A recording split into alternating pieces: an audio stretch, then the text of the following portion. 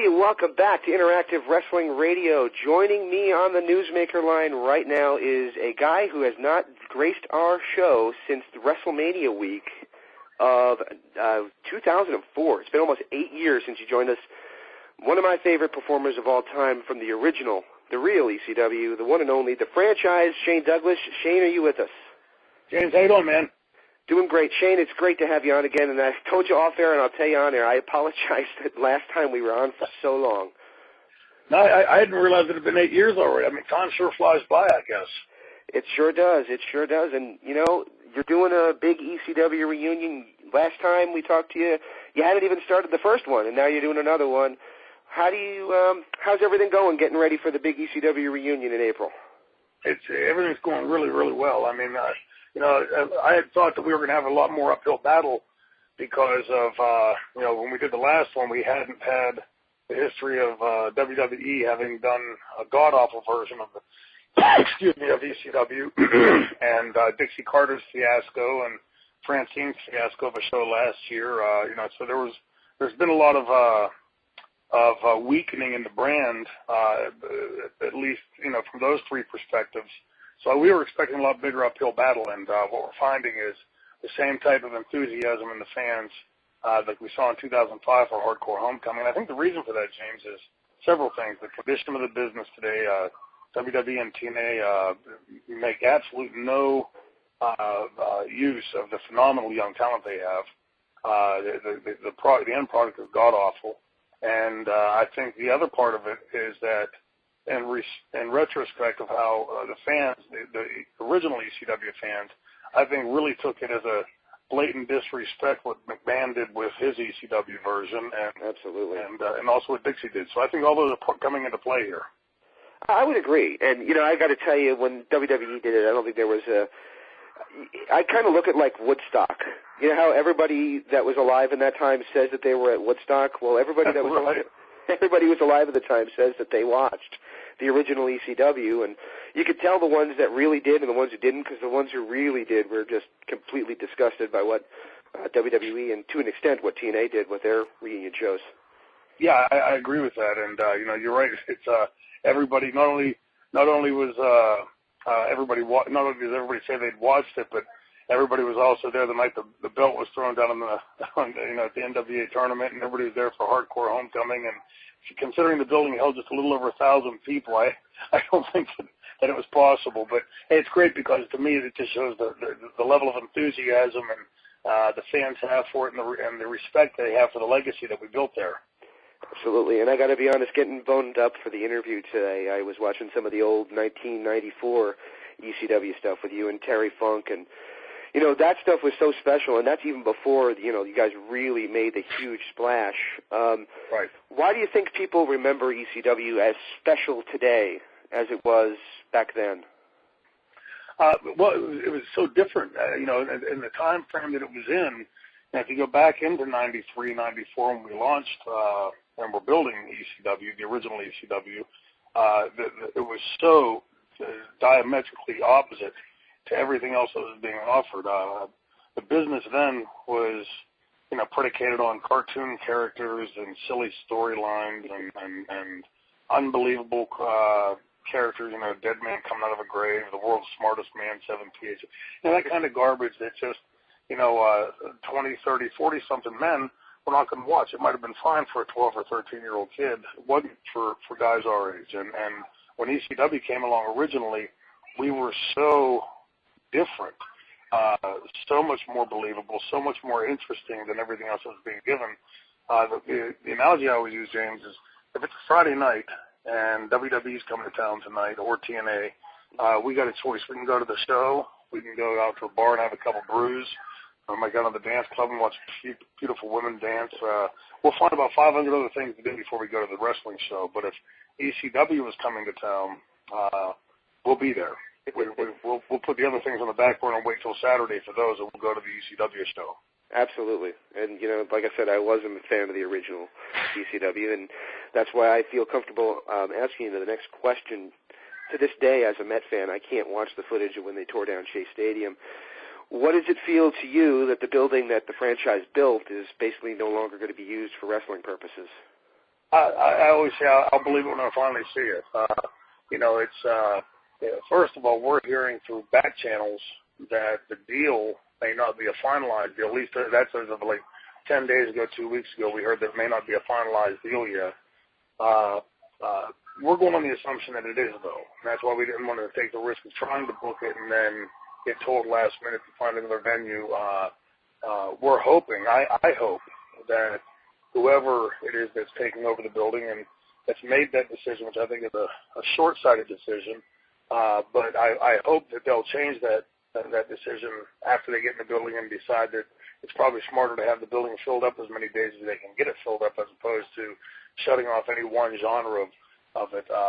But for me, this will sound crazy to some people, but to me, everybody says the Madison Square Garden is the mecca of wrestling here in the United States, and I understand the reasoning for that. In the world's largest city, the United States' largest city, and so many great cards have been held there. But I think from 1993 forward, at least in my mindset, the center of wrestling revolved around that little tiny bingo hall in Philadelphia because it had saved the wrestling industry, I believe. It had changed the wrestling industry, revolutionized it. And we did all that without a Panda Energy or a Ted Turner or CNN or WCW or whatever behind us. We did it the old-fashioned way. We did it with the grassroots. The fans bought our product, believed in it, and supported it. We didn't have that big money backer. So for me, that building is the most special building as far as wrestling goes in my mind. Absolutely, and it hasn't had a real home since ECW closed, and it's it's sad to see go, and hopefully it won't, because it's still been one of the meccas for independent wrestling, even if it hasn't had the the same feel as it did once upon a time. Right, exactly, and it's each one of those companies has been like CZW, for instance. The fact that they've been running there just about as long, if not longer, than ECW did, I think says something. I don't know the exact numbers they do, and if they run every month, those types of things I don't know. But I know we've been talking about CZW for quite some time now, and I think it's a great thing for, everybody says, well, this group stinks, or that group stinks, or that other group down there stinks. I'll be honest with you. I think that, I want to see WWE do well. I want to see Dixie Carter get her head out of her rear end and start to do well, because when the wrestling business does well, when the fans benefit by getting a great product, and it seems to me that when everybody's doing well, it's like the inverse relationship. When you think with everybody, when everybody was doing such great business 10 years ago, that there should have been a weakening in the business because hard to write that many storylines for that many talents and so forth. But the opposite of that was true. When those three companies were running, WWE was putting on a pretty darn good show. WCW was for the very short span of time, but finally starting to get it right, I thought. And ECW was doing some damn cutting-edge stuff. So I want to see the CZWs, the Ring of Honor, the Dragon's Gates, the Joe Blow's Wrestling Federation. I want to see them all blow the roof off. Right. And, it took ECW to create that spark. The Attitude Era was just bringing ECW style to WWE's production values. Oh, yeah, I agree. And I remember Tommy Dreamer mentioning that at one time when he was a kid. He said, what are we going to do if they start to copy us? And I didn't think that they could copy us product for product, only because we had one big asset that those guys didn't have. We were only running on the weekends, so we had 5 days to recuperate each week, whereas those guys back then were running a 6-7 day a week slog. And I'll be quite honest with you, even then in the best shape of my life, I couldn't have done that style 7 days a week in perpetuity. All right. My next question for you actually is, when you did Hardcore Homecoming, you did a couple other shows that followed it after the original success of the first one. Extreme Reunion's coming up, and are you guys going to do just one, or just kind of feel it out and see how people react to it? Well, right now we're putting all the energy into the first one, obviously, but our mindset is to relaunch the brand. We want to get this thing back up and running for the reason I just said a minute ago. I think it would benefit the industry, McMahon and Carter as much as anybody else, but most importantly, I believe that we can bring that style back, the intelligent storylines, the cutting-edge characters, And I want to repeat the same thing that ECW did originally. Remember in '93, very few people had ever seen Sabu. Very fewer had seen Taz and Tommy Dreamer or even knew who Joey Styles was. Exactly. Shane Douglas was considered just a white meat, middle-of-the-card babyface. Terry Funk was considered over the hill. Nobody had ever seen Psychosis, Rey Mysterio Jr., go down the list. And ECW took all of us and exposed us to a nationwide audience and made how many superstars, new superstars. We want to do the same thing when we relaunched this brand. I've seen in the last few years, run on the independent scene out there, a wrestler or two in this company, a wrestler or two over here, one there. And there really are a handful of fantastic young talents out there that I think have what it takes. They have the necessary tools to become the next Sabu or the next Shane Douglas, Taz, Tommy Dreamer, Sandman, Raven. And I want to be the one that gets to bring them to the nationwide audience first. So this isn't just a reunion of the guys that were around back then. You're also going to start incorporating some young guys. Absolutely. A year from now, if we do another interview, James, hopefully we'll be talking about two distinct rosters: the classic Misfits and the new age Misfits. There you go. Well, I'm not going to keep you for too long tonight, but you made a couple comments that I'd like to advance on. And I was kind of taken by surprise that you really disliked the TNA hardcore justice show. Compared to what WWE had done, and maybe that's setting the bar real low, and that's why it seemed like just a step. At least it was classily done, but there was a lot missing, and one of those things missing was you. Why weren't you part of it? Well, let me clarify for a second. Not that I disliked the show because I didn't get a chance to see it. I did watch snippets of it afterwards. I was happy to see the guys back together, and I thought it was a far better pay-per-view than they usually put on. What sickened me and really, quite frankly, pissed me off was that Dixie Carter, a woman who grew up in a billionaire household with a silver spoon up her backside and down her throat, paid those guys pennies to work on that show. And I guess just because she knew that some of them needed the money or whatever, which just makes it all the worse. I would ask Dixie Carter if she were on this interview right now and ask her, where's her class that she couldn't have paid those guys a fair wage.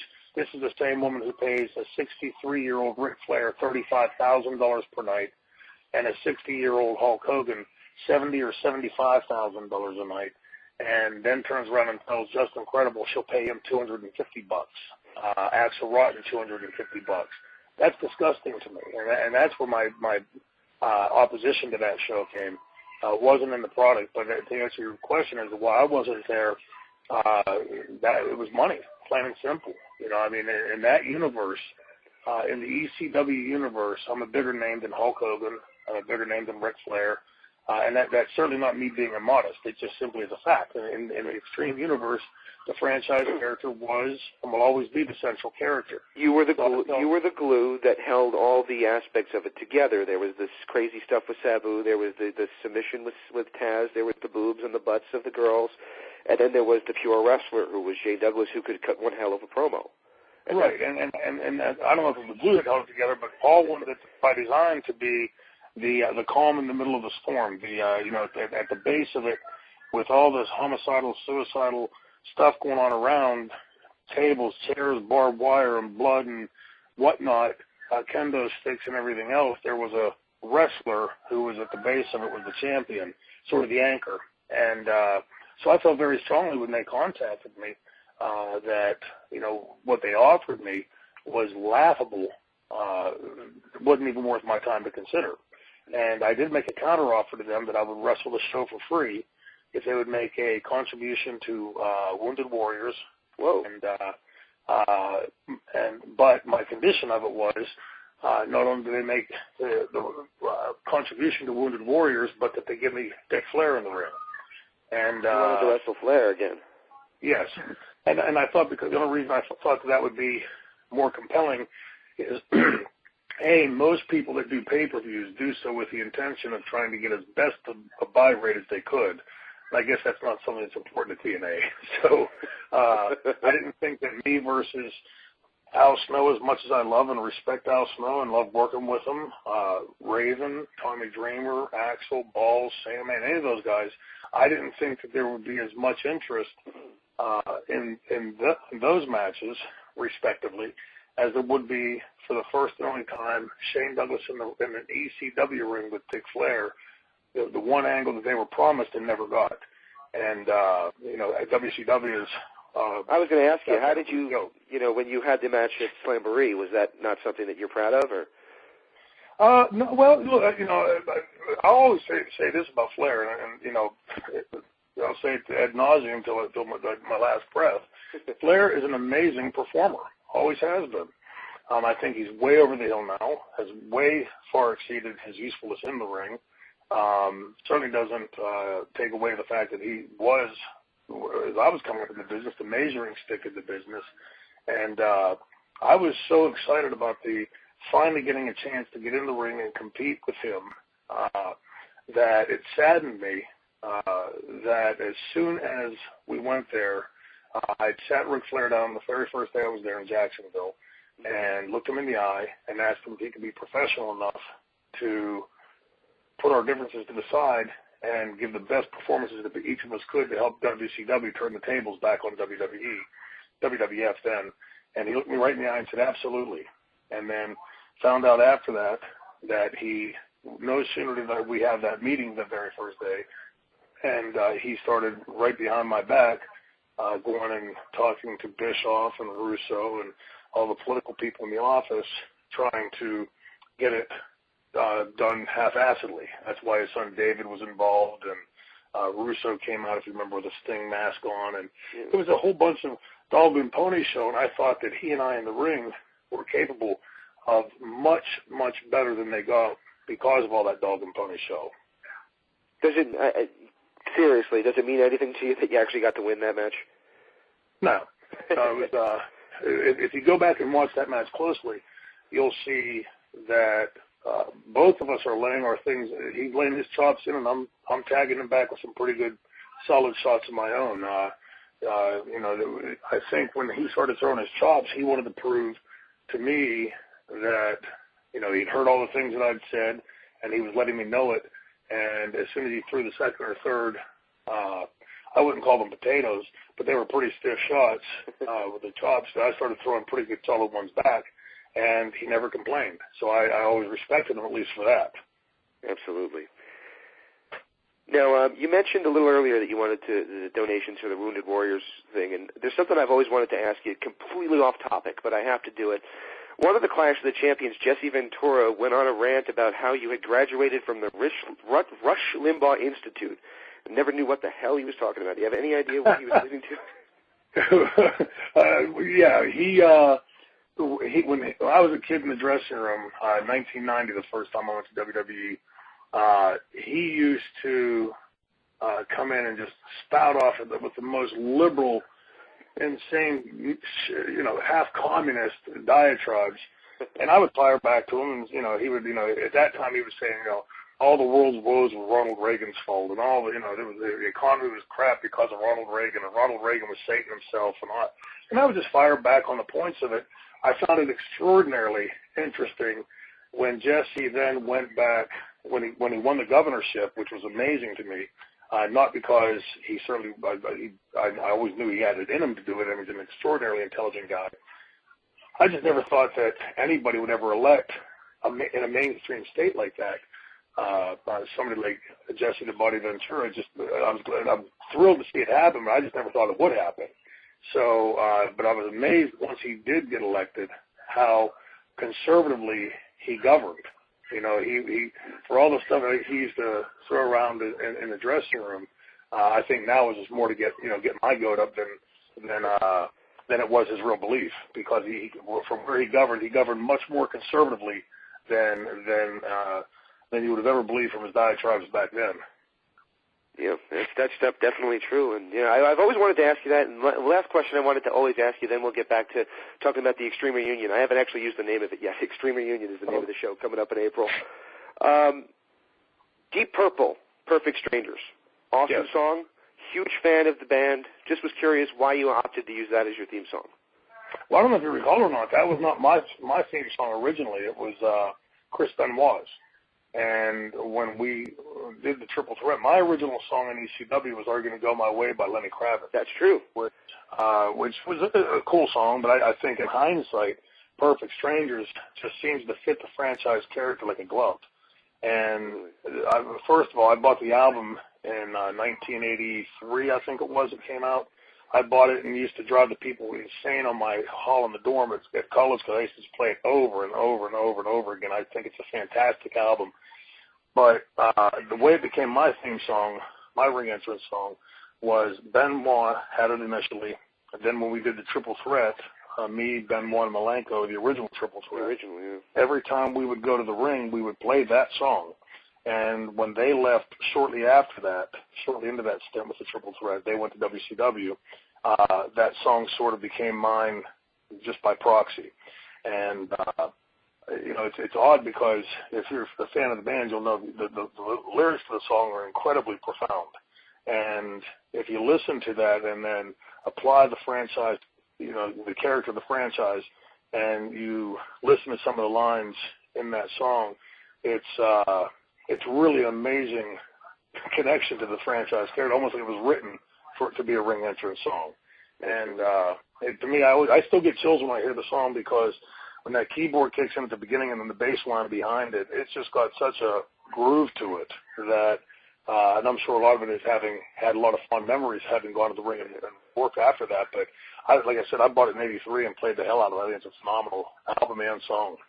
Absolutely. I think I was a few years after that. I think I bought that one in '91, but it was the first time that a really cool song that I heard was being used in the wrestling business. But going back to Extreme Reunion coming up, I guess my next question is, you're going to use the Armory there instead of the arena, and do you think that you'll be able to pick off some younger fans as well as the ECW faithful that were there every night that ECW ran in that area? Oh, I fully expect it. I mean, I've already heard so many people say that, they're so excited for this show because when we did Hardcore Homecoming in 2005, either they didn't have kids yet or their kids were too young, and now this is going to be the first show that they can come and take their kids to, their sons and daughters or whatever, because they've talked about this to their kids about wrestling. I hear this story over and over again where they've told their kids, hey, this WWE stuff and TNA, this is awful. You should see what I used to watch. And then they'll show them a few snippets of it or whatever on YouTube or from old discs. And now this is going to be the first opportunity for them to get to come to bring them and witness it live and experience that atmosphere. And if you were in the original ECW arena at any of the shows, I'm sure you'll admit that the atmosphere in those buildings was equal to and on par with anything that had ever transpired in the Garden or the Philadelphia Spectrum or any other place. It had an amazing feel.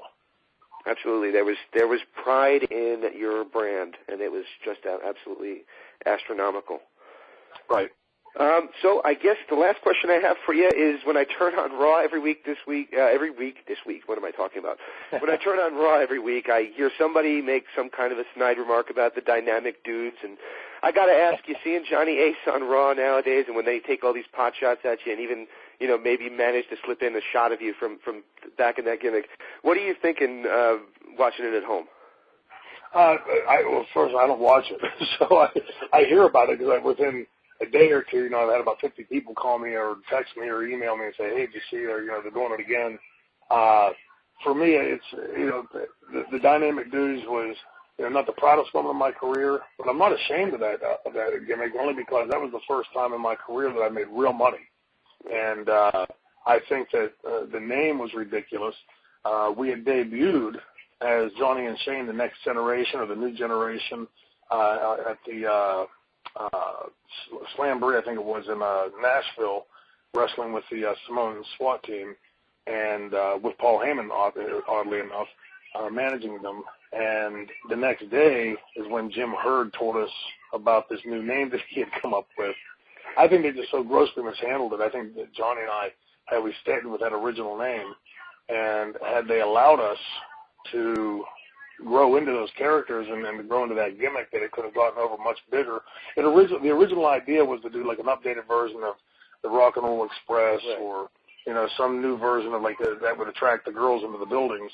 And for me, when I see Johnny out there, the only question I have is why in the world didn't he talk so long? Because Johnny was not a good talker back then. He's a worse talker now. And to me, I think it's like the heart, the personification of what's wrong with the business today is, a well-placed promo, when it's delivered properly and it has a point, is like, throwing gasoline on a fire. But when the promo has no point, or it's poorly delivered, or it goes on for 20 minutes, it's like watching paint dry, literally. Yes, exactly. And I think that's what's wrong with especially WWE and TNA, and they need to cut a whole hell of a lot of that kind of garbage out and put a whole hell of a lot more of those young, phenomenal, talented wrestlers they have, and take the blinders off them and take the reins off of them and stop giving them these ridiculous scripts written by Freddie Prinze Jr. and let them go out and be what they are, great athletes. And I think their product will fix itself at that point. I would agree. And you mentioned Paul Heyman's name. He'll have absolutely no involvement in Extreme Reunion, correct? Stay tuned. Very interesting. So it's going to be happening in Philadelphia, Pennsylvania, the mecca of it all, back not in the arena, but at the Armory nearby.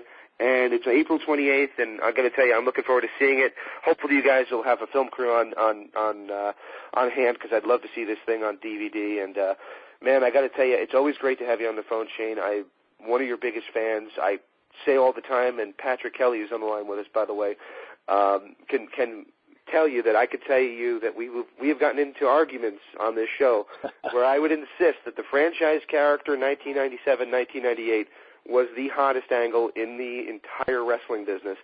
And you know what? I stand by that today, and I would be saying that whether or not you were on the phone. Well, you're absolutely correct. I couldn't agree more. Actually, I made the comment that you were Triple H long before Triple H became who he was.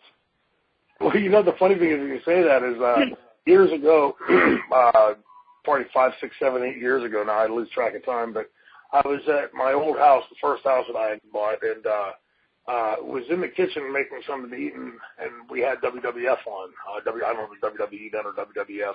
And I heard Hunter on there, but, I wasn't really listening. I just was in the kitchen. I heard his voice on there. But a few minutes in, I thought, why does that sound so familiar? And then I started listening, like paying close attention, and I went, wait a second. That's why it sounds so familiar, because it was a word-for-word rip-off of one of my old promos. I said, they say imitation is the greatest form of flattery, but yeah. I would much rather the guy said that your promos were only good because you swore a lot. Well, I can actually put a sentence together without swearing if I friggin' feel like it. But it's to me, I look and I say, look, if these guys, there's nothing new that's ever been. You can't do anything new, or very few things. Very seldom does something new come along in the wrestling business because it's all been done. I think we danced around that more often in ECW than most places before. Since if somebody wants to imitate that, I guess it's flattering to some extent. I'm proud of the fact that I never, knowingly or otherwise, took somebody else's promo and just switched a few words around or whatever. The stuff that I came up with was usually off the top of my head, and was pointed specifically to the angle that we were involved in, and putting that angle to another place, other than just leaving it where it was.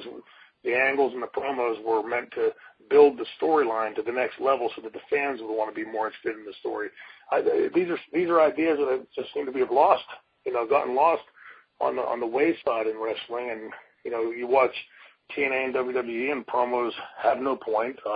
They go on and they just ramble on about something for whatever reason, or they're supposed to get emotionally involved because somebody poured concrete in somebody else's car. It's bizarre to me. It just doesn't make any sense. But I think that's all the more reason why we need to relaunch this brand now. Well, I'll tell you what, and I'm glad you're calling it a relaunch. And I got to be honest, with all the ECW reunion shows that have happened, I was just kind of, my first reaction was, I hope it's not just another, trip of the old guys getting back together again. As much as I love seeing that happen, I do think that, ECW did close 11 years ago, so we need to see something happen where we get that spirit with a new brand, as you would put it. And, I agree. Well, I'll tell you what, Shane, I really appreciate it. I'm going to let Patrick Kelly have the last question. Pat, you there? Yes, I'm here. Yeah, I'm sorry I was late to the phone, James, but yeah. He was thanks quiet again in the background during most of it, by the way. Yeah, thanks for spending all this time with us. And, James and I, we've had discussions on this show all the time about how the worst thing that ever happened to wrestling was losing both WCW and ECW at around the same time, because obviously that led to WWE becoming complacent, and any, originality in wrestling just seemed to go right out the door. What do you plan to bring to this new brand relaunch that will kind of shake up the wrestling business? Well, to me, I think the biggest thing is it would be a cliche for me to say, well, we're going to go back to the original feel of ECW. That would be like trying to say you're going to recapture lightning in a bottle twice. But to me, what ECW stood for, and I think the reason for its success, was the storylines were intelligent. They were thought-provoking. They might have been tasteless at points, but you never walked out of there saying, "Boy, that was a dumb storyline." Everything that was about, somebody trying to steal another man's son, somebody making fun of a handicapped person or whatever. I mean, those types of things, could have been tasteless, but they were the things that people in the audience would sit there and if it was meant to piss you off, usually it did piss you off. If it was meant to grab you emotionally, like the stuff they did with Hunter and Sandman, it usually did that. The storylines were very intelligent and thought-provoking. Secondly, the talent we had a phenomenal, way under. I think the crew got way below the respect and the reputation that they should have gotten.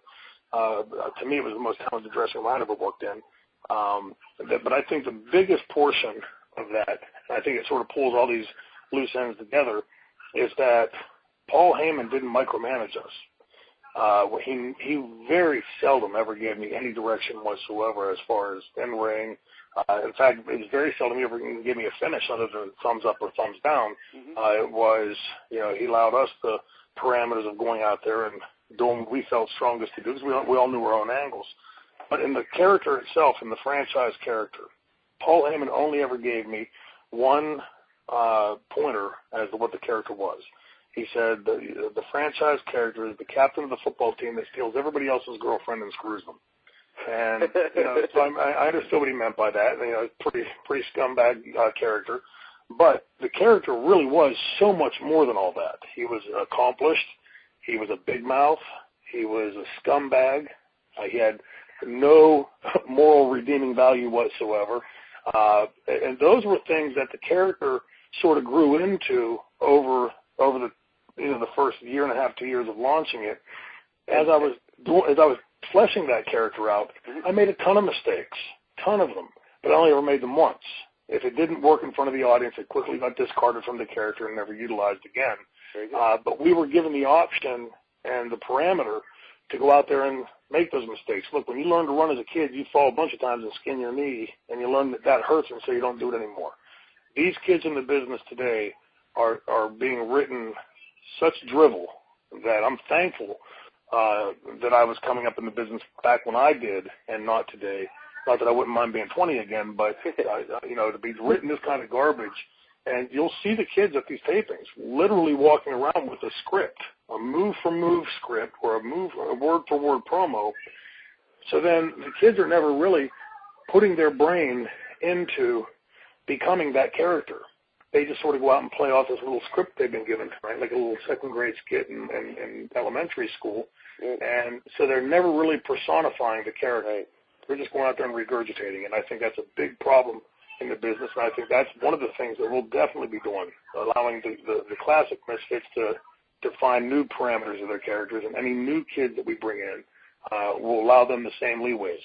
Absolutely, and like I've said a million times, your character was, I'll say it again, even though I don't know that you agree, it was really much the glue that kind of brought it all together, and you had a reason to hate it because you had the hot girl on your arm, and you were the guy who could actually win the matches, and it just was the ultimate character that you love to hate. And you know what? I'm more excited after talking to you about this Extreme Reunion show than I was when I first started talking to you tonight. So hopefully the audience listening at home will agree. And for those who want to check it out, where can they find out more information about Extreme Reunion? Yes, extremereunion.net. And my understanding from one of our technology guys, because I'm not the technology wizard, but he's telling us that he's getting ready to launch a new website, and all that information can be found at extremereunion.net. We'll also be beginning to disseminate the card. We're getting ready to finalize, or at least give the version of the card that we're going to promote. We can make changes up till bell time, obviously, but the matches will begin to be announced on there. And as we announce the matches, we'll also be having video promos from each of the talents going into the show. So extremereunion.net will be where all that information can be found. And also, don't forget the meet and greet that afternoon before the show, where they can come and meet everybody and get their pictures taken and everything else. Awesome, man. Well, I'm looking forward to it. I'll have to keep in contact and find out how it goes. And, again, I can't thank you enough for spending so much time with us again. Kind of did it again to you, spending too much time. But thank you for spending as much time as you have. And you have a great night. We appreciate it, guys. Thank you very much. Look forward to seeing you there.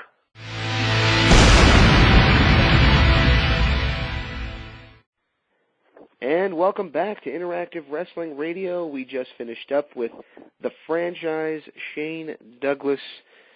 Always love having Shane on the show. And I think that he was pretty fair with his criticism on things, even though he came out, and as he is prone to do, through some bombs.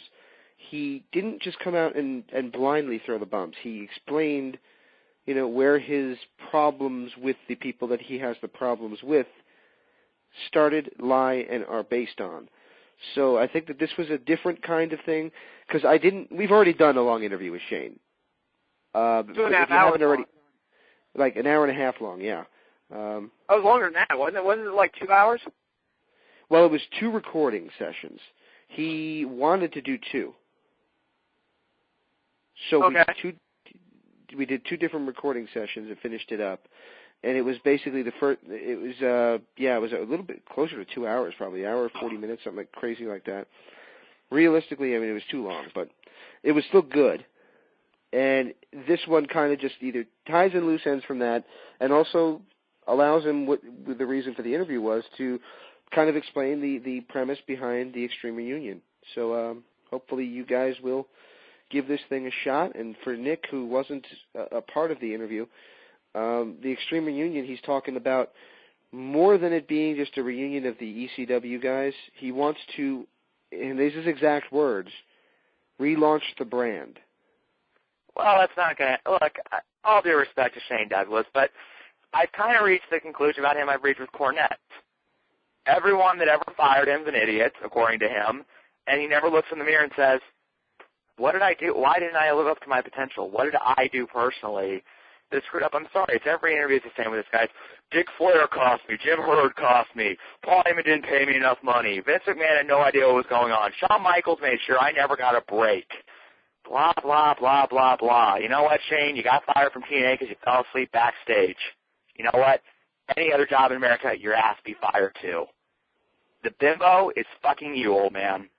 I don't give a rat's ass. And I'm going to relaunch ECW. Good fucking luck, old man. You and all your other broken down old men. I'm so sick of hearing about the reunions of ECW. And I'm so sick of... Can anybody else guess why I compare Nick to our version of Michael Cole? I am not Michael Cole.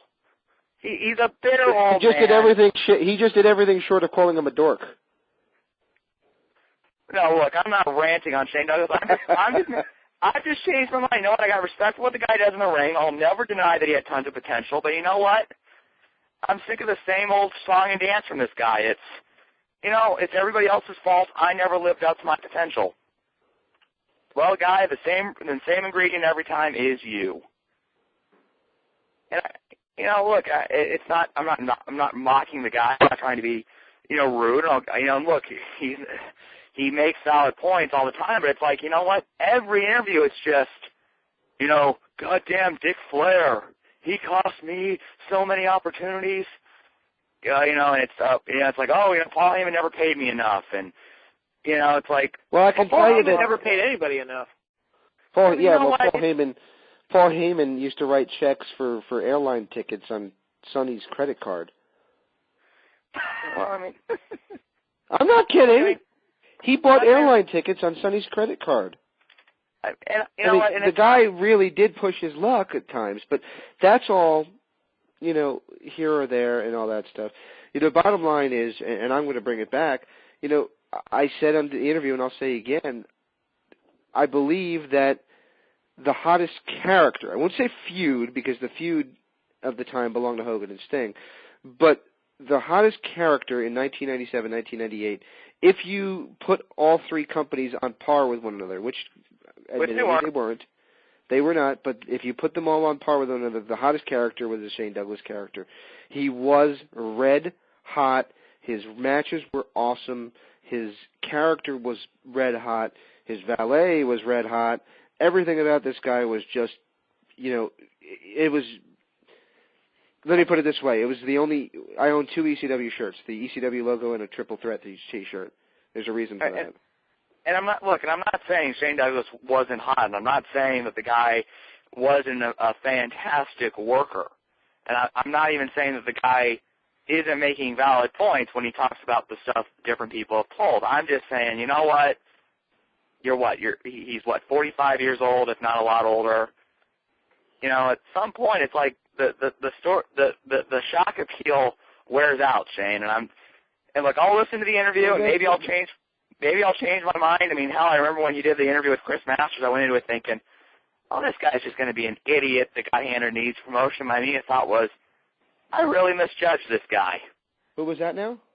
Chris Masters, and that's just one example. Ah, okay, yeah. I mean, the one person who said that Chris was a psychopath. Yeah, that was my favorite part of that interview. He said, anybody ever just stop to think maybe the guy was fucking nuts? Yeah. Which, look, please, people don't take this, and if Shane listens to this, please don't take this to mean that, I don't respect everything Shane was. It's the same way I feel about Jim Cornette.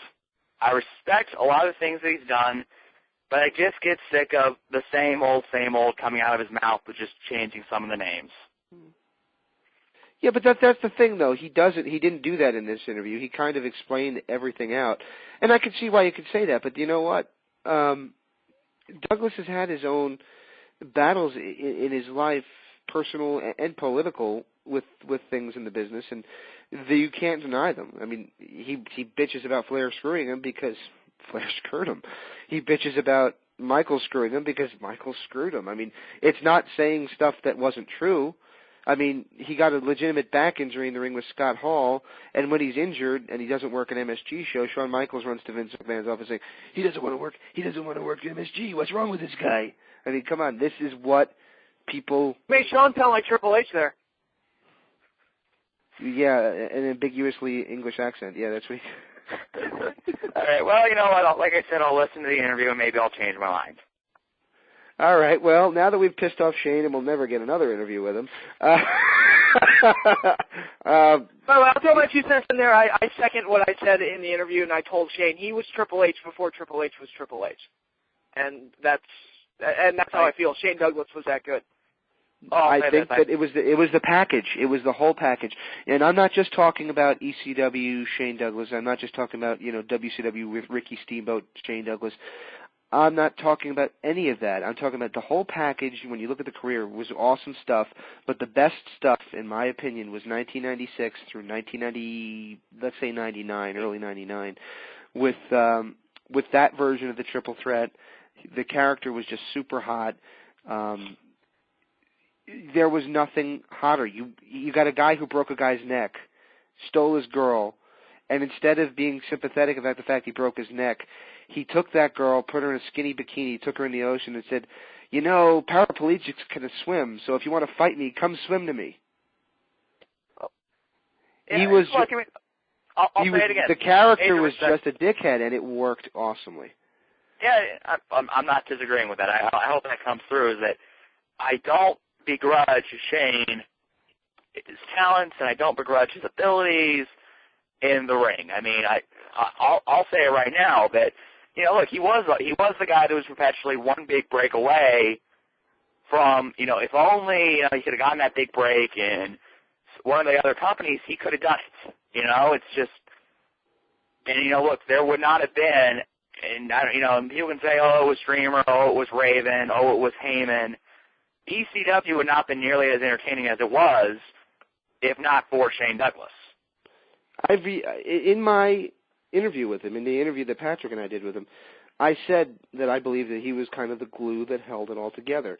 Because if you went one way or the other, let me put it this way, if you didn't have a wrestler like Shane Douglas on it, ECW would essentially have become the no-holds-barred battle of the tough guys.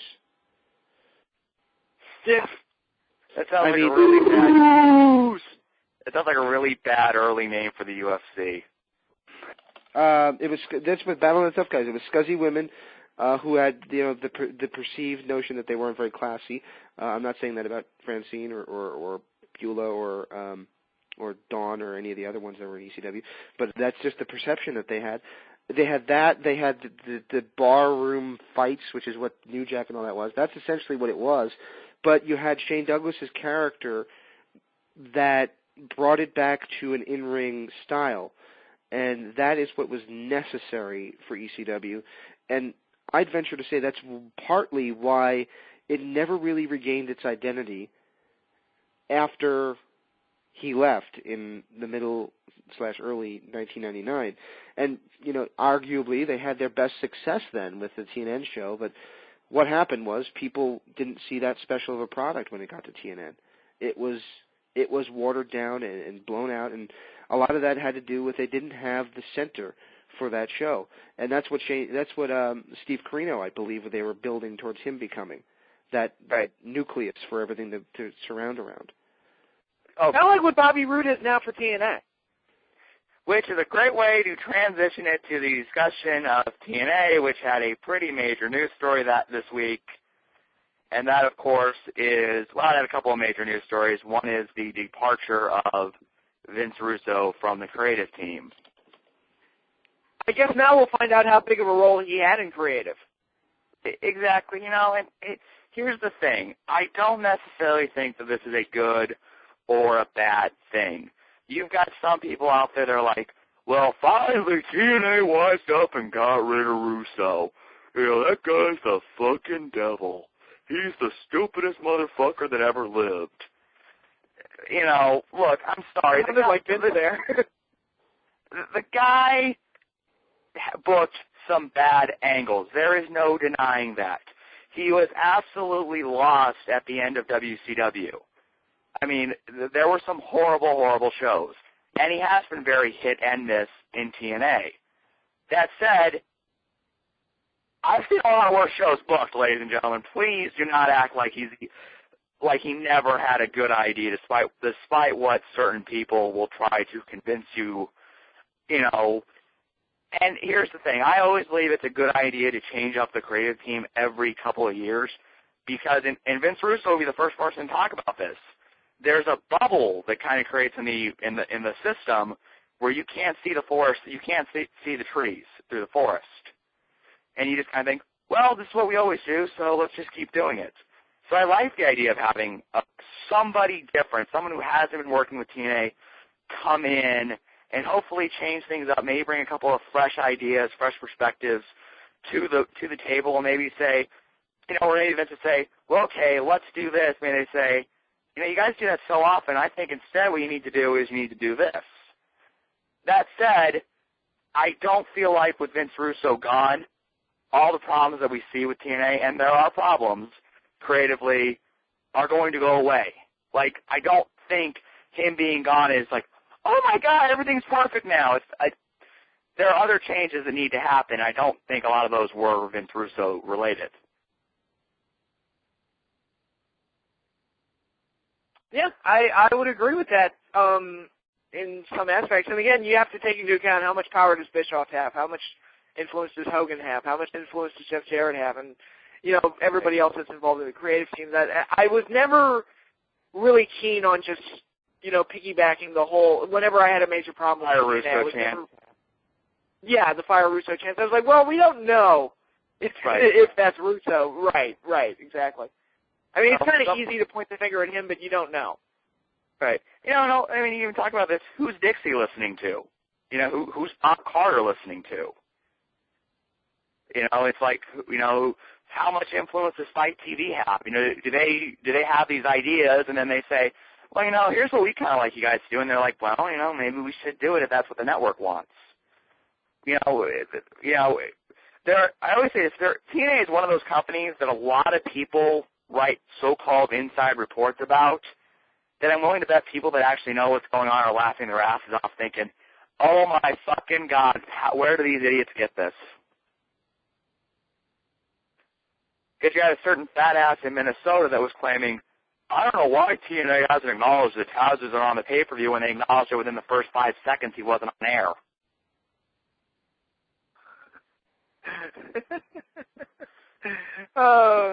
Yeah.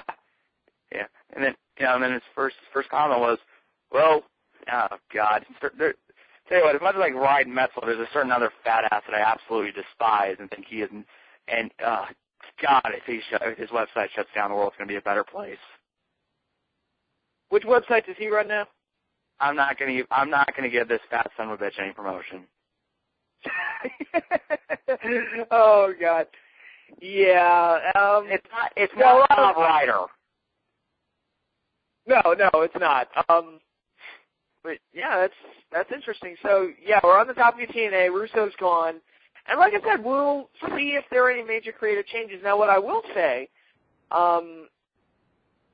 based on Impact this week, I like a lot of the things that they did, especially leading into their build-up for Lockdown. They actually announced the match 2 months in advance. What a crazy idea! Right, and by far it is by far the best and the only really good option you had, which, you know, is Storm versus Rude. Finally, Storm gets a one-on-one title match with Rude, and the idea is, you know what? It's in a steel cage. Rude can't do his runaway tactics. Hopefully, you know, it's like the idea behind the cage is that, well, this means Bully Ray can't get in there. This means Rude can't grab a beer bottle. You know, this is going to be the match James Storm wants. And you also have the story of, yeah, the Cowboy's coming home and he's hunting for the world title. Mm-hmm. Yeah, absolutely. So they've got 2 months to build that. I agree with you. I think this is the right match to go with, and hopefully it comes off well. I applaud TNA for actually getting one right. Right. And I think, you know, to me it's been pretty obvious this is what they've been building towards all along. I mean, when you did when you had Storm win the belt, and then, you know, 2 weeks later Rude, you know, screws him out of it, you know, and you have the line that just sticks in my head, which I applaud Mike Tenay for that line, is just, that's how you treat a brother? Bullshit. Yeah. And I'll also say this about Bobby Roode. I said this a couple times this week, and I'm going to keep sticking by this. And he is one of the guys that understands being a heel means you're supposed to get hated. You're not supposed to be tough. You're not supposed to be cool. You're supposed to be the guy that everyone wants to see get his ass kicked. And I thought, again, going back to Impact this week, I thought that ending with him beating up Sting was really good. Yeah, it's probably going to be him versus Sting at the March pay-per-view. Yeah. Plug your ears here. Spoiler alert, spoiler alert. Next week what they're going to kind of do is they're going to kind of hint that Sting's going to retire or leave TNA because of that beating, and he's going to be like, no, what I'm going to do is I'm going to kick your ass because I'm sick and tired of you. And then they'll go to the March pay-per-view, and it'll be Sting versus Roode. I believe it will be non-title. And you posted in your video blog this week that Rude should go over, and I 150% agree with that. Yeah, there's a tendency with non-title matches to say, oh, well, the champion doesn't have to win since it's non-title, but I'm like, no, Rude should go over. Right.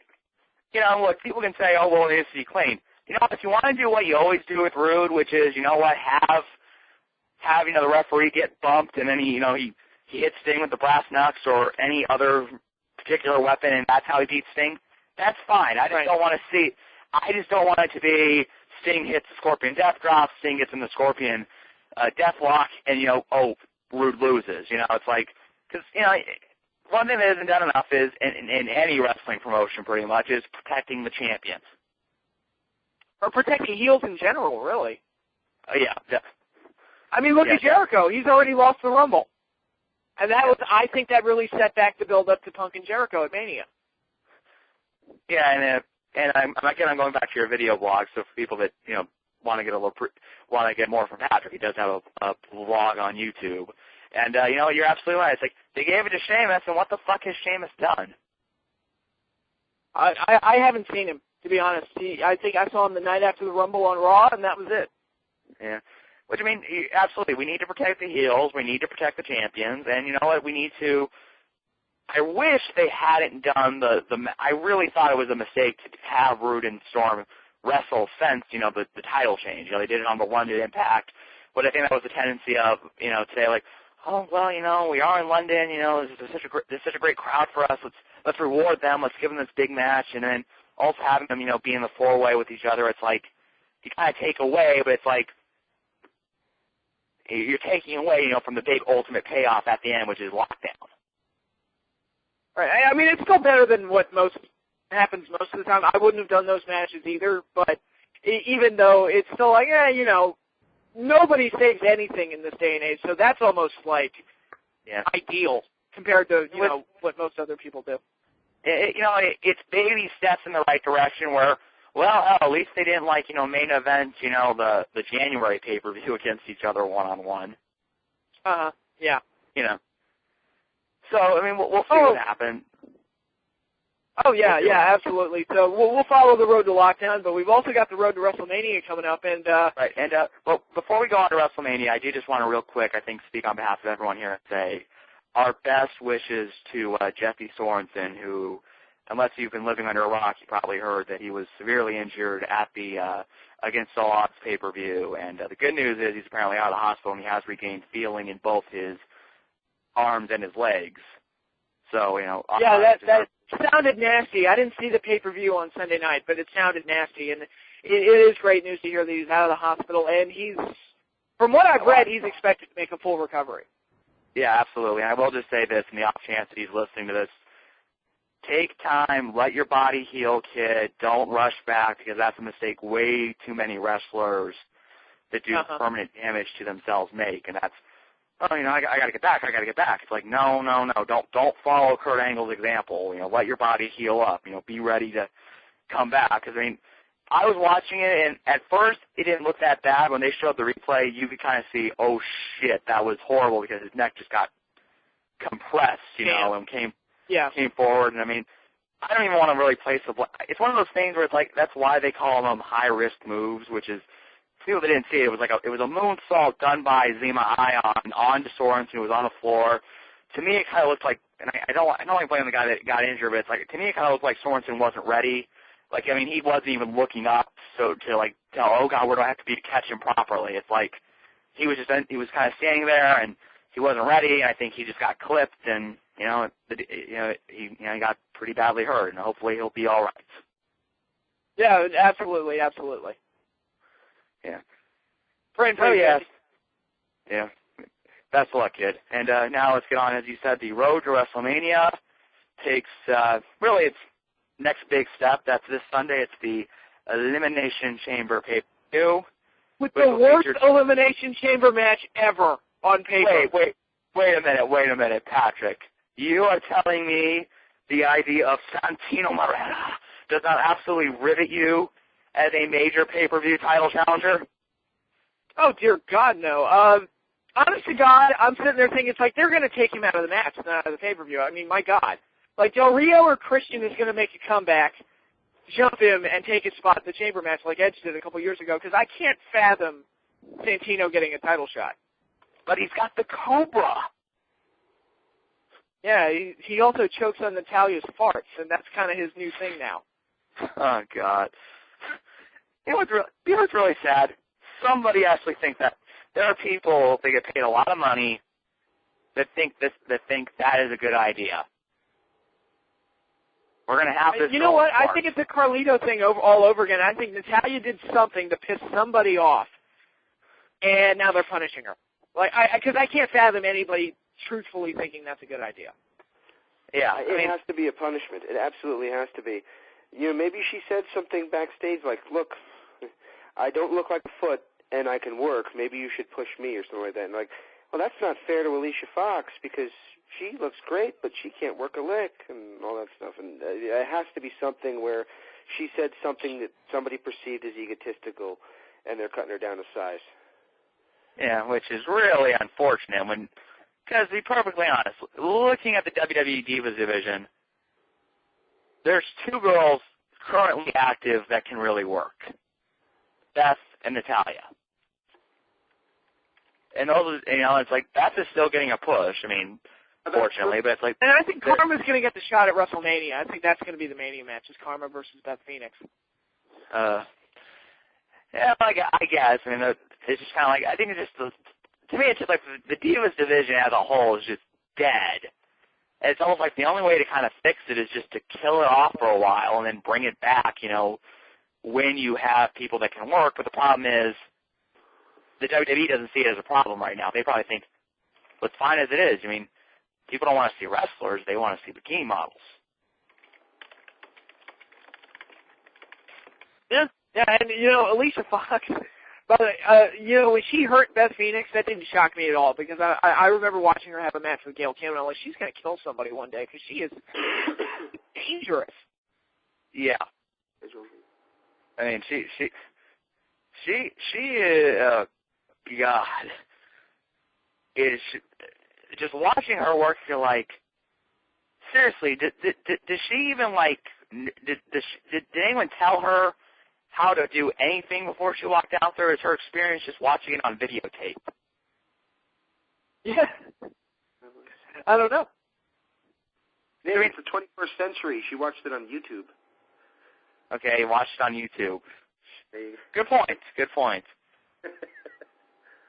So it's like, seriously, I mean, it's like she's the one person I've seen that cannot successfully pull off a drop kick. Jerry Lawler can even do that. Yeah, I mean, it's like, seriously, it's like people always give Eric Watts bullshit for the one botch he had. I mean, that guy never lived down one bad drop kick over, like, in the early part of his career. At least he actually later he actually did hit decent drop kicks after that. This girl doesn't even come close to making contact on them. It's like, seriously, if you can't do it, drop it from your repertoire of moves. Kind of like with Elix Skipper when he used to do that, I believe he called it New School, where he would walk the top rope and do a Hurricane Rana on the guy. But I only saw him hit it twice, and one of them was the cage walk at Turning Point that one year. Yeah. Which I'm like, thank God he hit it that time, because that would have been, a death if he didn't. But yeah, he swear to God, he would slip on the top rope every single time. I was like, dude, you can't hit the move. Stop it. Yeah, stop. Oh, God. But it's like, there's an excuse. It's like, it's hard to walk the top rope. It's hard. No, not a lot of people can do that. That's why there aren't. That's why tightrope walker is kind of in demand at the circus. But it's like, seriously, most of these girls can't do the single most basic moves in the world. And Kelly can't hit the ropes. Right. They can't hit Kelly can't hit the ropes. I mean, Eve is, like, slightly better than some of the girls, but she's still as clumsy as a fucking ox. And I've seen porn actresses work better than her in this angle with Cena. And she's the biggest bitch in the world, by the way. Yeah. I think WWE just created their new biggest heel. Yeah. It's like, it's like the thing was completely unrealistic on Monday, where it's like, she gets kidnapped, and then she gets released, and her first reaction is to make out with somebody. Well, Nick, you might have heard of makeup sex, but if you've ever heard of kidnap sex... Well, oh, mama. All right, well, I'm about to get fired for, maybe, well, you know what they say, or at least really dumb Mexican UFC fighters say. Hang on to the handcuffs for extra fun. Yeah. Well, you know what, if they called a rape ban a surprise ban, all the women would like it, because who doesn't like a surprise? Wow. But by the way, that's not my joke. That is from It's Always Sunny in Philadelphia. And really dumb, mohawked Mexican MMA fighters. Okay, is that show any good? I've never seen it. I don't know. I thought it was good, but then the problem is it competes with Impact, and then I'm like, so I'm watching Impact. Okay. Yeah. But yeah, I mean, it's like, it was that stuff on Monday with Cena and Zack Ryder and stuff. It's like that was hilariously bad. It was entertaining because you're laughing your ass off at how bad it is. The problem is they didn't want you to laugh at it. Oh my God, it was pure comedy. It was like a really bad parody of soap opera acting. Dude, go watch The Room. Like, I swear to God, go watch The Room. It was almost exactly like that, only it didn't have Tommy Wiseau. I mean, if you want a good laugh at something that's awesomely bad, go check out The Room. Or just go watch this episode of Raw again, whichever. I mean, it's just like, it was just like, and everyone could kind of see where it was going. You know, it's like Zack Ryder has been beat up like 500 million times since he got, James has often said that he believes the sole reason ECW was revived a couple years ago was to kill off the ECW chants. I'm now convinced the sole reason Zack Ryder got a push was to kill off the We Want Ryder chants. Because look at how they have booked him since he won the U.S. title. He is Cena's little buddy that always gets beat up, and now he's just a bitch that can't score with a slutty girl. Yeah. I mean, it's like we all knew where that was going. Like from the second that she kissed him, it's like, yep, they're going to pan over and Ryder's right there. Of course he is. Yeah, which I love how all their backstage segments have that when somebody looks off screen, and then they have to do that quick, like, which is almost, they use that for comedies, like comical reveals. And they do that, and Ryder has this ridiculous look on his face. It's just, it's pure magic, pure magic. And then it's like he didn't do himself any favors in the segment where he went down the ring, he got out of his wheelchair. It's like, you were never my friend, John. You were never my friend. It's like, oh, God, this is horrible. Somebody end it now. And the fans, it's funny. It's like they're making it sound like this whole, like, the fans are turning on Cena thing. Like, they're trying to make it look like it's something new. When dude, it's in 6 years. I mean, it's like 7. Same old. It's the same old. It's like, quite honestly, it's like Cena doesn't need a feud. I mean, it's like what you need to now concentrate on is doing the final touches to Cena versus Rock. And I mean, I hate to say this, they're blowing that build up. Any potential the way to do that and have that story actually be interesting is concentrate on the legitimate dislike these two have for each other. Instead, what they're doing is they're doing a bunch of videos where like The Rock is one of the biggest stars in the world, and so is John Cena. They're going to fight each other because they're superstars. It's like, seriously, this is how you're going to build this up, these boring-ass videos of The Rock and Cena riding around and doing interviews. It's like, yeah, this is really fascinating stuff, guys. Air this like 10 more times and maybe I'll buy it. Well, hopefully, once they get past Elimination Chamber and they're finally done with the whole Kane and Cena thing, they'll have Rock on TV more and do that. Yeah, I hope so, but we'll see. I mean, because that match is going to close WrestleMania. I mean, we all know that, right? Oh yeah. Was there honestly was there ever any doubt from the mere second that they said, let's do it, you and me, next year WrestleMania, that was going to be the main event? Well, yeah, no, quite. I mean, they put a year long into building up. The only other thing that might close is I could potentially see Triple H pulling a power play and get Taker and Triple H to close, because Triple H thinks he's Shawn Michaels. Yeah, he does. Yeah, which I'll be honest, I don't dislike the angles that they're doing with Taker and Triple H. I'm just, yeah, I know. Maybe it's just even. I'm just thinking, okay. To me, it's just the same old stuff that comes out of Triple H's mouth. It's like, my big concern is the future. And, Sean, you know that nobody in that locker room can do what you, me, and The Undertaker can do. So I can't finish him off. Because if I do, it's all, the show's going to suck. I'm like, so what you're basically saying is you can't wrestle The Undertaker again because you have no faith in anybody that wasn't working for you in the Attitude Era. Only Triple H can bury an entire roster. Yeah, which he does regularly.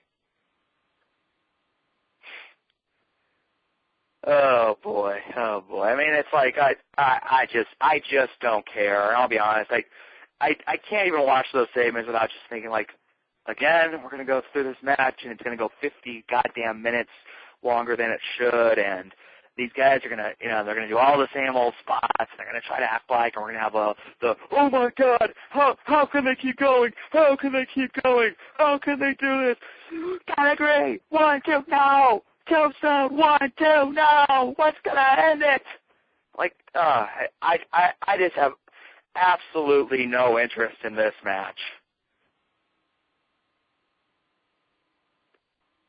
Well, it's kind of lazy creatively on their part because it's like, you're only going to have Undertaker for so many more Manias. And it's like, can you do something a little different besides having him go up against Triple H again? But, at the same time, do you want him working with a young guy? Well, because we all know Undertaker will bury young guys.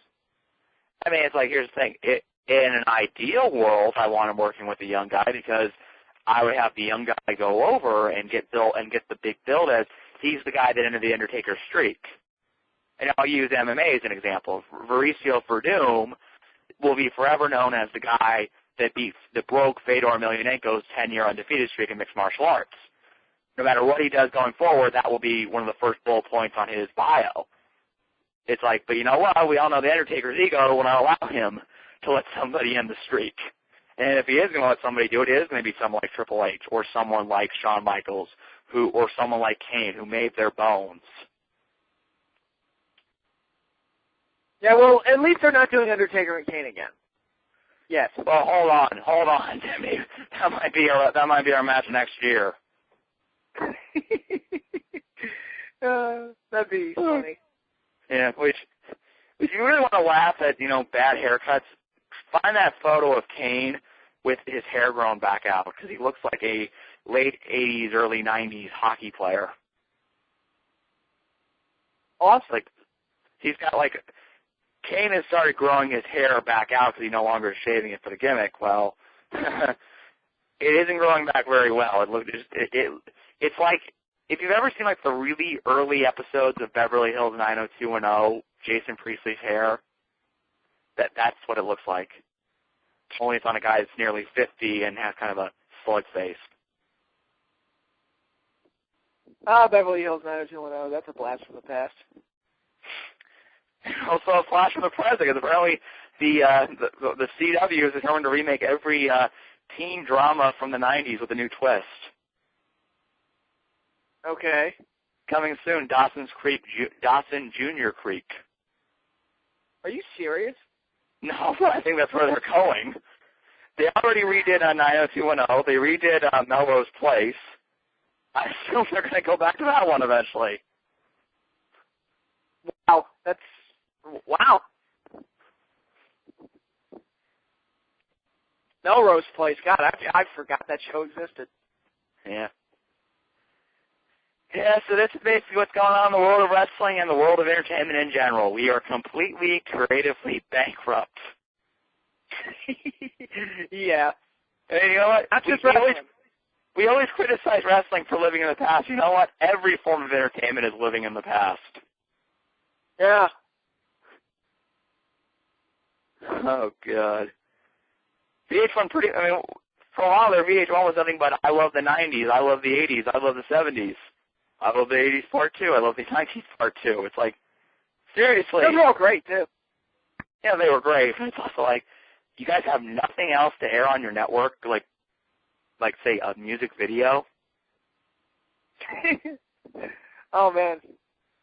And the most redundant thing in the world, the MTV Video Music Awards. MTV airs music videos? When? That's a good question. Because I hate MTV so much, I actually haven't watched MTV since I was 13 years old. So, yeah, this might insult people, and if it does, I don't give a rat's ass. really MTV is one of those things that you outgrow pretty quickly, unless you're a girl, and then you wind up watching Jersey Shore. Oh, Jersey Shore is just crap. But MTV had one show that had any kind of merit, and that was Daria. Everything else is just crap. And yes, that includes Beavis and Butthead. I don't care. I never thought that show was funny. Hallelujah. We might actually agree on something. Yeah, I tried to watch the movie a couple months ago, and they never shut up, and it's just annoying. I'm sorry. I never thought it was funny. So you're not a big fan? You're not a fan that they brought it back? I haven't watched it since they brought it back. I have no desire to watch it because I never thought the show was funny. I thought the music video commentaries were funny, and I thought, in watching the movie, I thought scenes without them were funny. Like, the best parts of the movie are the ones where Beavis and Butthead are not on screen. That might be true, but can I voice my... It's a very time-sensitive thing. If you weren't 12 years old and just discovering boobs, you wouldn't probably enjoy the show. And if I'm not mistaken, Patrick was like 7 when it came out. And the kids in my class loved it. I remember the Great Cornholio. Yeah, Great Cornholio took my grade school by storm. I didn't get it. I read it, and I watched that cartoon well into my adult years, and I was like, I didn't get it then, I don't get it now. I will say this, and this is legitimate. Oh, God. I enjoyed Beavis and Butthead back then, but the show that nobody remembers for whatever reason as being Mike Judge, King of the Hill, I still watch every night and still laugh every night and will never think that was stupid. When I watch Beavis and Butthead now, not the new ones, but when I watch the old ones, I'm thinking, what the fuck was I thinking? Oh, James, I do know, though, you have one issue with King of the Hill, and that's that episode that insulted soccer unfairly. I mean, you ranted to me about how much you hate that episode. I think that episode was one of the best ones they ever did, but no, I've been watching them come now. on, anybody can kick under the goal. That's just a good show.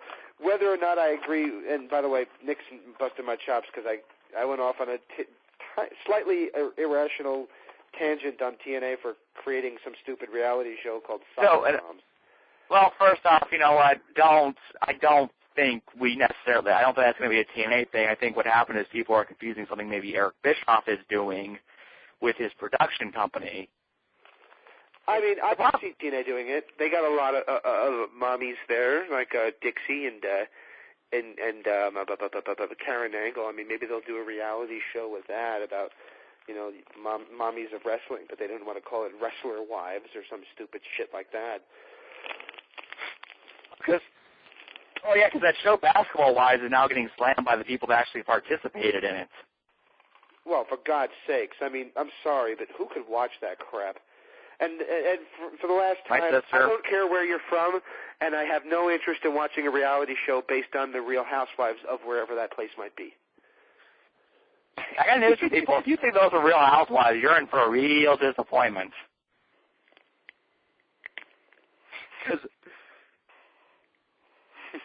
Well, I mean, the Real Housewives of New Jersey, I know people like that, unfortunately. I don't know anybody who acts like the jackasses on Jersey Shore. The only people I know who act like that are from Staten Island, which actually half the cast is from. So. Oh, wait. So you've never seen Robbie E. or Zack Ryder's gimmick? Well, I'm making a joke. Long Island, isn't he? Yeah. But let's be honest. I mean, it's like, I'm just making a joke for people that don't know it, that can't tell. I mean, it's like when Robbie was introduced, the gimmick was called Shore, for God's sake. There's a Vince Russo idea for you, folks. Yeah. Well, I'll be curious to see. I mean, what TNA does leading forward, and if I wasn't here when you guys were discussing it, but I liked the pay-per-view. I thought Impact, too talking heavy, but it was pretty good. I enjoyed it. Yeah, I may disagree that it was talking heavy. I think what happened was you had a really long match at the beginning, and then you had a long match at the end, So I think they kind of stationed the talking towards the middle. To me, it was actually a pretty decent balance. It's just... Nick, I have one other question for you. And God. It's going to be offensive, but I have to ask, what the hell are the pigeons? I don't fully understand what Taz is talking about. You know what, to be perfectly honest, James, I just think it's something Taz says, and he may be the only one that really... I think it must be some kind of inside joke with him. Well, it's related to magic tricks. And I guess he thinks... No, it's related to magic tricks, because, let the pigeons loose. So he thinks ass is magic. Yeah. So apparently the two most magical asses that can do tricks in wrestling are Vince McMahon's and Velvet Sky's. Oh, God. Why did you have to put that image in my fucking head, James? I'd actually come this close to bear... Which Kiss My Ass club would you rather join? What? Velvet. What the fuck is wrong with you, you stupid son of a bitch? That reminds me of a great line that Paul Heyman had when he was commentator for the WWE. Like, besides Rikishi, Trish Stratus is the best ass in the WWF. You know what, I think my all-time favorite line is, and it's a horrible segment, but it does make me laugh. It's when they're doing that whole thing with Vince and Trish, and they're having the affair, and he makes her bark like a dog. And Trish, they're making her humiliate herself, and and Vince is making her undress, and Heyman yells out, "Hey, Ma, I came to Washington. I'm going to get to see Bush."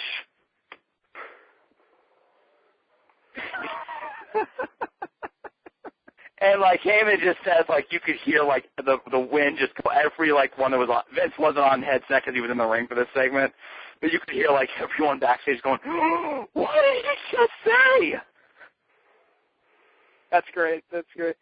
Yeah, that was one of the most uncomfortable, weird segments that they ever did. It was kind of hot because it's Trish Stratus roaming around in her bra and thong, but it's also kind of weird to watch her roll around the ring barking like a dog and getting. It was the beginning of the Attitude Era reaching its limit. Yeah. Well, probably, yeah. It was almost kind of like a certain episodes of Law and Order SVU where they start talking about the weird fetish, and you're kind of like, okay, that kind of turns me on when they're talking about it. What is wrong with me? I was a teenager when they did that segment, so I had a little boner because it's, it's Stratus. Well, it's one of those things it was hot, but then eventually you're just kind of okay, this is going just a little too far here. It's whoa, oh God. This wasn't Katie Vick here, where it just that's where boners go to die. Yeah. Pun fully intended. Yeah. So, I guess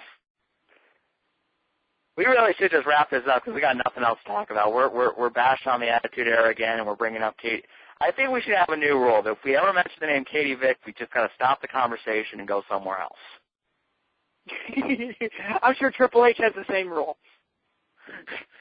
Well, I think if you bring up Katie Vick, what happens is he fires your ass in the WWE. Well, I guess, no, wait, he can't fire... unless he can't fire people without the board of directors' approval, despite the fact he's supposed to be the CFO. Oh, God, I do not care. And now, Johnny Ace is back in charge. Yay! I don't care. Apparently he's going to try to take over SmackDown. He doesn't own SmackDown? I don't even care who's running the fucking shows. Yeah, you don't care who's running their fucking shows? I really don't care what their end result is on their fucking shows. Especially when I know what it's all going to wind up. Cena's going to go over. It's going to get Undertaker versus Triple H again. And, oh, God. And I'll say this. I assume Jericho will win on Sunday, and then it'll be he and Punk at WrestleMania. Yeah, either he or Punk is walking out of the pay-per-view with the belt. Daniel Bryan's most likely going to retain.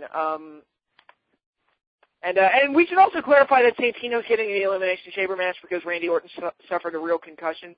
So I understand that. It's you lose Orton, but there's got to be somebody better than Santino you can put that spot. Come on. Absolutely. And it's like, I even hated to say it, but even Mark Henry would make more sense. I know well, he's injured. Yeah, he got taken out so Khali could get in there, which doesn't. That's another one. It's like, what the hell? Well, I mean, even though it doesn't make any sense. I mean, it's like, okay, Sheamus, have Sheamus try to go for it. If he gets a chance to, he could say, well, I won't need my shot from the Raw. I'm going to make sure I main event WrestleMania. Yeah, well, no, he's not going to main event WrestleMania. His match will probably be the second opener. or third match on the card. Maybe the opener, yeah. If it's him versus Daniel Bryan, there's no way in hell that's not going to be the opener. I'm like, right. Yeah. Yeah. I mean, it's kind of like last year with Edge and Del Rio, where it was just like nobody was buying Del Rio as a main eventer yet, even though they keep trying to make him a main eventer, and they keep trying. And they'll keep trying as soon as he comes back. Yep. Yeah, but I'm also thinking it's like, well, the SmackDown match might be like Bryan versus Sheamus versus Orton in a three-way, or something like that. To which I say is like, well, that makes it make even less sense for Sheamus to win the Royal Rumble because, he might be getting in a three-way with Orton, which wouldn't make any sense. I mean, it's also like this. It's once again another year where the winner of the Royal Rumble really has no build beforehand and it gets no build coming out of it. It's like, it's like last year, the year they did it with Edge, where it's like there was such a natural story there with Edge got hurt and then Jericho turned his back on him and insulted him for months. It's like, now Edge became a guy who could only say the word spear. Last year, they're like, Del Rio came down to a guy that could only say the word destiny. What's Sheamus' one word going to be? Brogue? If Sheamus gets on TV, I mean, yeah. Fuck. I mean, it's like, yeah, I like Sheamus. I like Sheamus, and I've always said that my issue was he just wasn't ready when they started putting the belt on him. I just felt like he's just not close to being ready yet, and it's like I kind of feel like he is ready, but they're not putting him on TV. It's like, seriously, this is the guy you have win the Royal Rumble, one of your biggest events every year. It's like they said, okay, we're going to put the belt up. We're going to give it to Sheamus because everyone thinks Jericho's going to win. That's the classic example of when it's good to be predictable. And they pulled a Russo there because Russo was bashed for doing stuff like that. Yep. So, hey. Which, by the way, getting back to Russo, do you think that Cornette, jerked off when he read that news? Russo got fired? Well, he posted on YouTube, or not YouTube, he posted on Twitter, "Have I died?" implying that he's gone to heaven. You know what I think karma would be? And I still have my fingers crossed, even though I don't think it's going to happen. How fucking awesome would it be if Sinclair Broadcasting hired Vince Russo as a consultant? That would be funny. It won't happen. Like, I would love it if, I swear to God, and I will do anything, ladies and gentlemen, if Sinclair hires Russo and they don't tell Cornette, and I can be backstage when they introduce, like, Jim, we want you to meet the new consultant that's going to be helping us out with the show. And Cornette just walks in, and there's Russo sitting in a chair. Hi, Jim. It's just the words that will come out of Cornball's mouth. Oh, God, it would be hilarious. Oh, yeah. It'd be funny. Just for Cornette's reaction, because Cornette, I mean, say what you will about him, but I love watching him rant about shit. Oh, God. Like the infamous Dairy Queen video.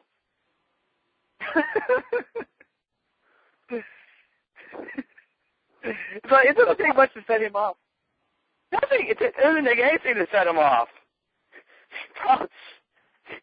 It'd probably be something like, "Man, it's cold outside." Well, goddamn, you thought it was going to be warm outside. Why the hell would you even come here? What, you didn't have a goddamn motherfucking jacket, you stupid son of a bitch? Wear a jacket. They're not that expensive, you stupid bastard. You can just go down to the Kmart and buy jackets. Hell, I can't get any reception. I don't think I can get any reception on my cell phone. Well, you stupid son of a bitch, they have these things called landlines. You see, long before everyone could have a phone in their goddamn pocket, everyone would just pick up the damn phone and dial it. It's because they run through the fucking ground, you idiot, you dumb motherfucker. I don't know what the hell's wrong with you. I think that match ran a little bit long. well, how do you pick any goddamn stopwatch? Actually, it won't us when the match is starting to get wrong. What the hell is with you? Don't you know what the hell is on the goddamn wrestling show? What is Jim? I take it this is Jim Cornette? Well, of course, I'm going to stop your little mealy mouth and whining and all this. You know, first and foremost, Eddie Edwards is an incredible worker, and that's why I am putting him in every main event until eternity. And that's why I revived Roderick Strong, because he is a worker. Which, by the way, that is like the next big main event for ROH, a three-way between Davey, Eddie, and Roderick, which I'm like, so you're basically taking two very stale feuds and combining them into one. I can't believe, like, Roderick is still, like, in the title picture for them. Yeah. He's not really. It's like out of nowhere they all of a sudden said he's back in the title picture. It's sort of like Sheamus winning the Royal Rumble. It's like, well, that came out of nowhere. Well, I kind of saw it coming. They started merchandising Sheamus a little bit, a little bit more. Whoa, pardon me. They started merchandising him a little bit more towards the end of the year and the beginning of the year. Even though he wasn't doing anything, I guess they needed to give him something. Well, he's going to be main eventing WrestleMania, James, so. There you go. Which, first off, we have kind of blown our goal of only doing about a 30-minute show well out of bounds. He's not. Let's rephrase that. He's not going to main event WrestleMania. Rock and Cena. They're going to open it, but they'll call it a main event because it's a world title match. Oh, you know what? World title match. You know, it actually would not surprise me since this happened to them last year. If they wind up bouncing Sheamus and Daniel Bryan off the card again, because they did it last year to get Kane and Cole more time. Yeah, that would be hilarious. The match that wasn't good enough for WrestleMania last year gets to be a world title match this year. Oh, God. It's disappointing because you could tell both Sheamus and Bryan had bought brand new gear, to have like their little WrestleMania moment. It's like, sorry guys, we have to give more time to Undertaker and Triple H and King and Cole. Jerry Lawler and Michael Cole. It's like, we got to give 50 minutes to those guys, which, thank God they did not try to redo that feud this year. I kept thinking that Michael Cole was going to get a WrestleMania match with somebody this year, and I think they, if that was in the works, they scrapped it, which is good. Who knows? We still got some time before WrestleMania. It would not shock me if he winds up getting another one. Oh, Jesus.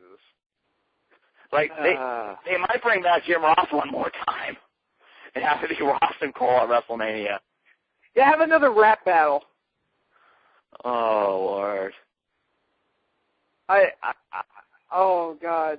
I've never felt so bad for JR in my life, but that was bad. Yeah. Oh. Yeah, that was bad. Just like everything else Michael Cole has ever done. Well, he won if you go to the WrestleCrap website, he won the Gooker Award for Wrestling Angle 2011. Which doesn't shock me. No, and by the way, he beat out Sting and Hardy at Victory Road. Okay, so that says a lot. That's how bad you are if that doesn't win. I was going to say about Sting and Hardy. It's like, yes, it was a horrible moment, but it wasn't an angle. It's kind of like, oh, fuck, one guy screwed the whole thing up. Yeah, but it still happened, though. So I know, but it's like, I'm just saying, it's like it wasn't an angle. It wasn't like something like somebody said, hey, Jeff, show up really fucked up, okay? Sure thing. No, it's like, he screwed up. I mean, it's like, oh, God, And I think Michael Cole, it was the never-ending story. Yeah. And he still, brings it up. It's like, by the way, I beat you at WrestleMania last year, King. Okay. Shut up, Cole. Yeah, like the worst match ever. Yeah, okay. That nobody wants to remember. Yeah, but I'm sure, but all those people that said, oh, Jerry Lawler deserves it, he's earned his moment at WrestleMania, I hope you're happy. He got it. And it was the worst goddamn match ever. It's up there. I mean, it's up there with one of Mania's worst. Absolutely. Yeah. But, yeah, we've gone way over on this. So is there anything else we need to talk about before we go? No, not really. We just kind of already stretched out everything we could possibly talk about. Okie dokie. Well, we'll be back in, 2 weeks? What are we going to do next week? I think James has been saying he's got a interview lined up on the 21st with, God, what's her name? I really do apologize to this woman. She's a young wrestler from Ohio Valley Wrestling. I think she's their current women's champion. So. Oh, cool. I think her name was like Taylor Hendricks or. Taylor Hendricks, yes. Actually, you know what? That's the information that James gave me. So, yes, we will be having an interview with Taylor Hendricks, hopefully next week. So stay tuned for that. Hope you all enjoyed the Shane Douglas interview, and I hope you all enjoyed listening to us just ramble on nonsensically for an hour. Yeah. Fun time. And remember, boys and girls, the reason we haven't seen an ambulance match in 10 years is because they're really, really boring.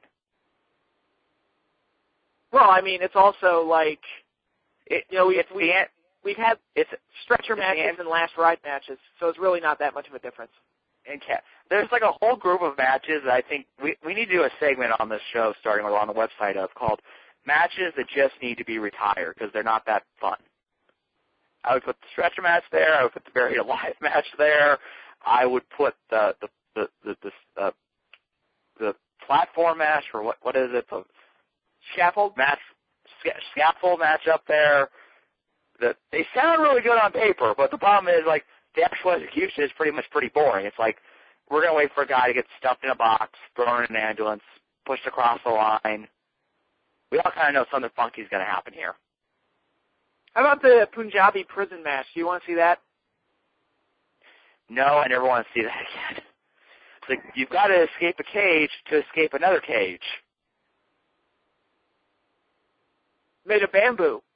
Yeah, it's like yeah, what's going to happen is we're going to have these doors open, and then they're going to shut, and then we'll put a lock on them. It's like, okay, so we kind of assume that at some point they're both going to get out through the last door.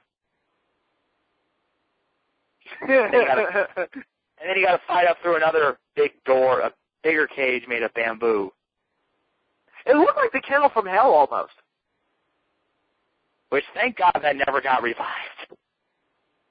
Well, you know what? That concept, the steel cage over the Hell in a Cell might actually make for a cool match. It's just, when you throw dogs in there, it just didn't work. Well, I mean, it's sort of like a buried alive match. I mean, I'll say this, it's like, it sounds like a good idea. It's like, we're going to bury someone alive. This is going to be so intense. The problem is, it's like, okay, so you got to throw them in the grave, and then you got to throw a bunch of dirt on them. This is going to take 20 minutes. And the problem is, like, it sounds cool. We're going to have dogs surrounding the ring, and they're going to attack someone as they try to get out. It's like, the problem is you can't really have, like, attack dogs do that because that is very dangerous. Yeah. So you have to have, really tame dogs, and the really tame dogs aren't going to chase people, and they're going to, dogs are dogs, so they're going to shit and piss and hump and be dogs. I'm not trying to insult dogs, but that's what they fucking do. I love that. That's what they did in that match. I love dogs. I'm a dog person. I have a pet. I've had dogs, but it's like, look, what they essentially do is they lie around, they shit, they piss, they eat, they hump, and we love them for it. Yes, they're dogs. They're not that different from us, but it's like, oh, this sounds like a really good idea. Well, these dogs aren't actually doing anything. It was just such a tasteless angle leading up to it. It's like, I made you eat your dog. We're still rambling on and on, so we might as well just cut this short now. So once again, thank you everybody for listening. Thank you to James for setting everything up and getting the interview with Shane Douglas. And thank you, Nick, for staying on the line with me for so long. Yep. See you later, Patrick. All right, later, everybody. We'll see you all next week.